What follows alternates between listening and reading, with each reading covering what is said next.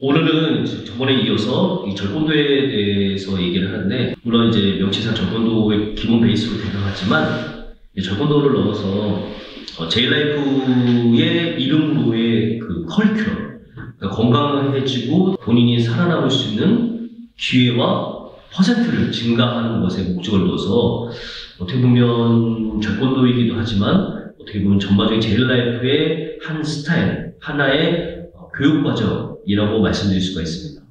그래서 기본 베이스를 절권도로 하지만 실제로는 더 다양한 것들을 포함하고 있는 교육과정의 하나이다, 이렇게 생각하시면 되고요. 이것을 계속 제가 누누이 말씀드리지만 얘를 배운다고 해서 내가 무적이 되거나 초인이 되거나 그런 것은 아닙니다. 하지만 단 1%라도 이것을 통해서 내가 살아가는 데 도움을 받을 수 있다면 상당히 큰 의미가 있고, 그것을 위해서 이 영상은 시작되는 것이라고 볼 수가 있어요. 절권도라는 개념 베이스에서는요, 계속 성장하는 게 중요합니다. 내가 0.0001cm라도 앞으로 나갈 수 있다면 그걸 성장이라고 보는 거예요. 오늘은 내가 새로운 걸 배우고 또 새로운 관점으로 생각할 수 있다는 것이 어떻게 보면 뇌가, 내 기능이, 나의 삶이 변화하고 있을 수 있다는 것이죠.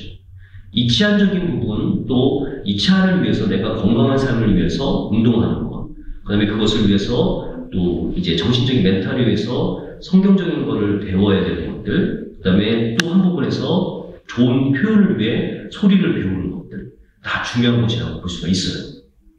오늘은 이 치안 건강한 삶을 위해서 후봇이라는 것을 저번 시간을 통해서 계속 제가 말씀을 드리는데, 후봇은 필리핀인들이 칼리를 하기 위해서 이 맨손과 칼에 대항하기 위한 하나의 그 드립, 무한적인 감각 기르기라고 보시면 돼요.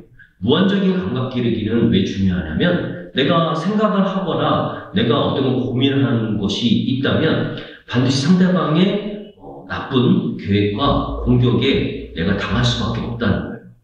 근데 내가 아무 생각 없이 그냥 이렇게 움직였는데 그것 상대에 대한 공격에 내가 대응할 수 있다. 그것은 무한적인 반복 움직임에 의해서 가능하다는 것이죠. 그런 훈련이 없이 결코 내가 상대의 아주 음흉한 공격에 대응할 수 있다고 볼 수가 없어요. 내가 아무 생각 없이 움직였는데 그것을 반응하고 내 다음 동작으로 움직인다는 것은 상당히 중요합니다. 그래서 그런 것을 날카로운 칼처럼 만들려면 이 무한 드립이, 감각 기르기 드립이 필요하다는 것이에요. 어떤 오리지널 절권도 하시는 분들은 잘 모르시는 경우가 있는데, 사실상은 이소룡이 죽고 나서 데니산토가 절권도의 풀 인스트럭처 최고의 위치까지 가 있었거든요, 그 당시에. 그래서 데니산토만 그 최고의 그 절권도 강사 자격을 갖고 가르칠 수 있었어요.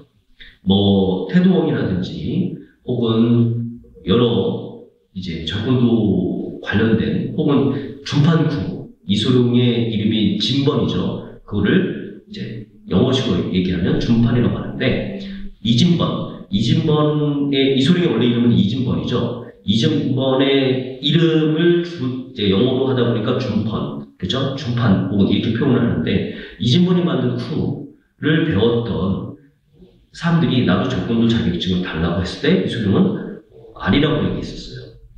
그 얘기는 절권도와 준판쿠는 다르다는 것이에요. 물론 두 개는 결론적으로 하나로 뭉쳐집니다. 왜냐하면 물론적으로 이소룡이 준판쿠를 베이스로 해서 태권도라든지 혹은 여러 무에타이 킥이라든지 혹은 유도적인, 특히 그 칼리의 기술들, 그런 것들이 다 하나로 뭉쳐져서 절권도라는 이름으로 명칭이 돼갔기 때문에 결론적으로 두 개는 하나이라고 볼 수 있지만, 엄밀히 따지면 데니산토가 절권도 풀 인스트럭처로 돼서 가르칠 수 있었다는 것이에요.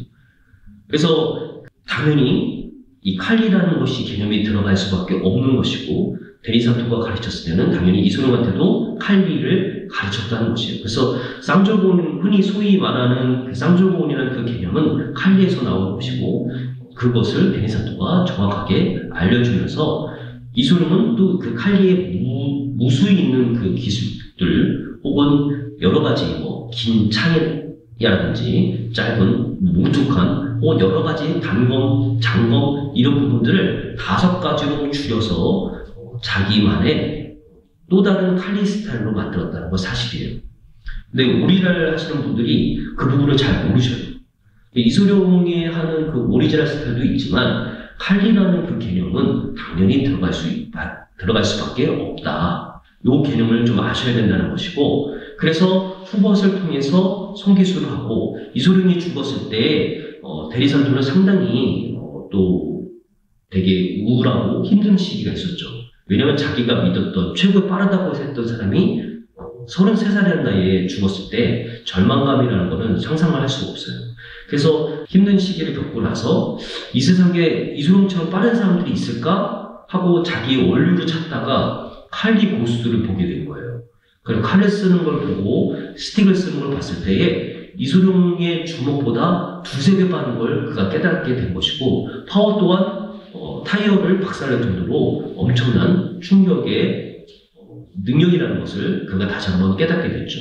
그래서 그가 칼리라는 개념을 놓지 않은 이유가 당연히 이런 칼리에서 엄청난 스피드와 엄청난 파워라는 것을 그는 느꼈기 때문에, 또한 현실에서 오리지널 조건을 반창기만 하기 위해서 상대방을 제한하는 것이 아니라 상대는 총과 칼, 여러 가지 흉기로 대항할 때에 그 모든 것을 대항을 할 수 있는 것이 절권도라는 개념에서 봤을 때는 칼리라는 개념은 당연히 중요한 부분이라는 걸 말씀드릴 수가 있어요. 그래서 칼리의 무한대비를 통해서 감각을 기르고 상대방의 반응에 따라서 내가 살아남거나 반사작용을 기를 수 있는 부분에선 중요하기 때문에 제가 이 수업 시간을 들여서까지도 이 칼리 개념을 설명드리는 겁니다. 물론 이 칼리는 절권도식 칼리 개념이고 이것은 제일라이프식 칼리 개념이라고 말씀드릴 수가 있습니다.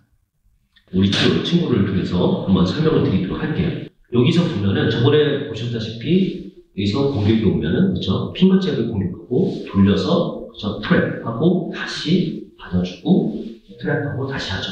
그래서 저번에는 여기서 영충권 그렇죠? 1하고 그다음에 요거는 영충권 2가 들어가는 거죠. 저거는 발차기 킥킹 거리가 있고 좀 더 안에 들어가면 훅신 거리가 있어요. 좀 더 들어가면 영충권 거리가 있고 좀 더 들어가면 그래플링 거리가 있어요. 그래서 이 적당한 무술 상황에 맞게 운동 능력을 여기서 사용하셔야 된다는 것이에요. 이 상태에서는 영충권과 칼리가 상당히 중요한 부분이라서 제가 설명을 여기서 이 나이 공간에서 이 거리에서 설명을 드리는 거예요. 그래서 여기서 오면은 이 개념, 그렇죠? 그래서 여기에서 칼리를 쓰지만 영충권의 개념을 쓰고 여기서 그렇죠? 쓰는 거죠.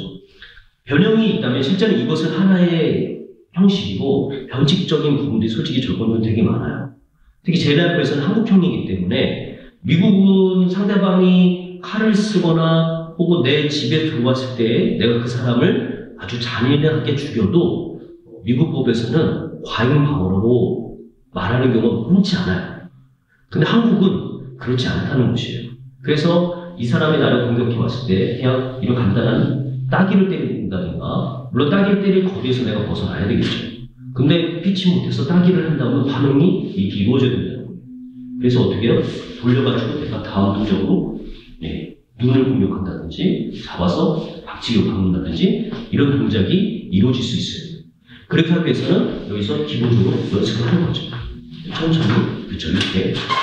제가 지금 카메라 구도 때문에 이 돌면서 하는 걸 보여드릴 수는 없어요. 하지만 이 라인에서 돌리면서 이 라인 이렇게 돌면서 계속 푸더크를 할 수 있어야 됩니다. 푸더크가 없으면 결론적으로 상대방이 나의 팔을 찌를 때도 내가 움직일 수가 없어요. 유드립을 U자 모양의 드립, 피하는 기술을 쓸 수가 없다. 물론 U자 모양의 드립을 한다고 해도 내가 칼을 쉽게 피할 수 있다. 왼손이 칼을 상대할 수 있다. 말할 수가 없어요. 이거는 인생에 진짜 내가 딱 한 번만 써야 되는 그 절명의 상황에서 써야 된다는 개념을 잊지 마셔야 된다는 거죠. 흉기는 흉기로 제압할 수밖에 없어요. 그래서 그 부분을 염두에 두시고 이 부분을 감각으로 키워서 내가 할 수 있는 거, 그렇죠? 이렇게 할 수 있는 부분을 만들어야 된다는 것이죠.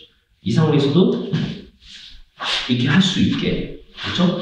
몸이 메커니즘으로 돌아갈 수 있게 하는 것이